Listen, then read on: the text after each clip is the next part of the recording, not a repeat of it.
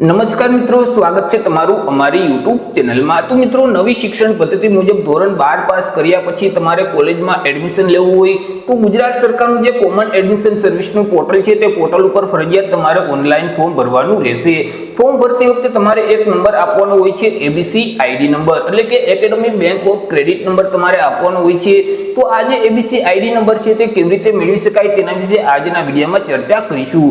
પરંતુ તે પહેલા વિડીયો ગમે તો લાઈક અને શેર કરી દેજો, ચેનલમાં નવા હોય તો ચેનલને સબસ્ક્રાઇબ કરી દેજો। તો ચાલો મિત્રો, વિડીયોની શરૂઆત કરીએ। તો સૌથી પહેલા મિત્રો, તમારે તમારા મોબાઈલમાંથી અથવા તો લેપટોપ કે પીસી માંથી કોઈ પણ એક ઇન્ટરનેટ બ્રાઉઝરને ઓપન કરવાનું રહેશે અને ત્યાં સર્ચ બોક્સમાં ટાઈપ કરવાનું રહેશે ડિજી લોકર। જેવું મિત્રો તમે ડિજી લોકર ટાઈપ કરી તમે તેને સર્ચ કરશો તો જે ડિજી લોકરની ઓફિશિયલ વેબસાઇટ છે www.digilocker.gov.in તે વેબસાઇટ તમને સૌથી પહેલા જોવા મળશે। વેબસાઇટ ઉપર તમારે ક્લિક કરી દેવાનું રહેશે। વેબસાઇટ ઉપર ક્લિક કરશો એટલે મિત્રો જે ડિજી લોકરની ઓફિશિયલ વેબસાઇટ છે તે વેબસાઇટ ઓપન થઈ જશે અને તમને આ મુજબની એક સ્ક્રીન જોવા મળશે। સૌથી પહેલા તો તમારે તમારું રજીસ્ટ્રેશન કરવાનું રહેશે। રજીસ્ટ્રેશન કરવા માટે અહીં મિત્રો સાઇન અપ નું જે બટન આપવામાં આવેલું છે તેના ઉપર ક્લિક કરી દેવાનું રહેશે। જો મિત્રો તમે સાઇન અપ ના બટન ઉપર ક્લિક કરશો એટલે ફરીથી આ મુજબની એક સ્ક્રીન ઓપન થઈ જશે। આધાર કાર્ડ મુજબ તમારું નામ આ બોક્સમાં ટાઈપ કરી દેવાનું રહેશે। જન્મ તારીખ અહીંથી સિલેક્ટ કરી દેવાની રહેશે। મહિનો સિલેક્ટ કરવાનું રહેશે। વર્ષ અહીંથી સિલેક્ટ કરી દેવાનું રહેશે।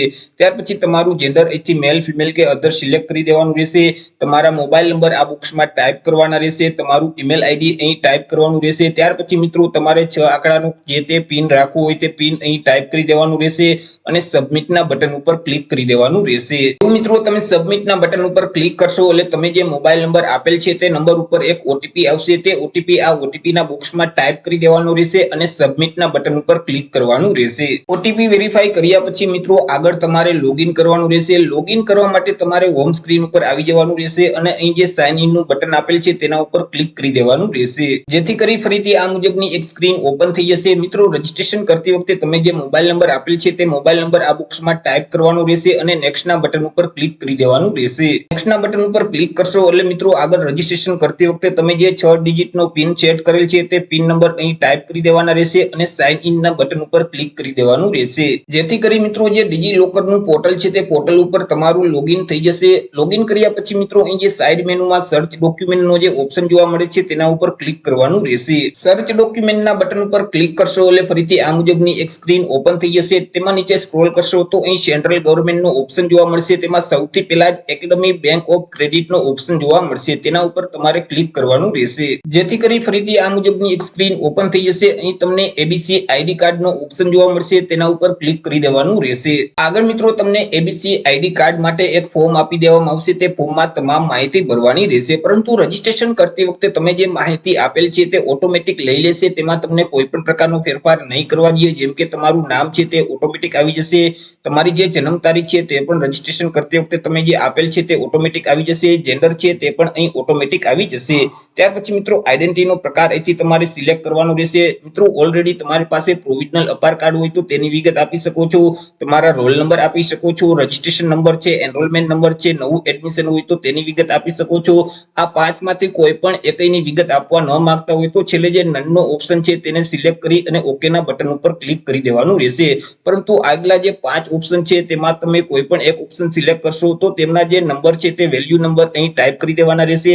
ત્યાર પછી એડમિશન નું વર્ષ અહીંથી સિલેક્ટ કરવાનું રહેશે અને મિત્રો ઇન્સ્ટિટ્યૂટ નું નામ છે તે અહીંથી સિલેક્ટ કરવાનું રહેશે। પરંતુ મિત્રો તમે નન ઓપ્શન સિલેક્ટ કરશો તો ત્યારે તમારે મિત્રો અહીં વેલ્યુ નંબર છે, એડમિશન વર્ષ છે અથવા તો ઇન્સ્ટિટ્યૂટ નું નામ છે તે આપવાનું રહેતું નથી।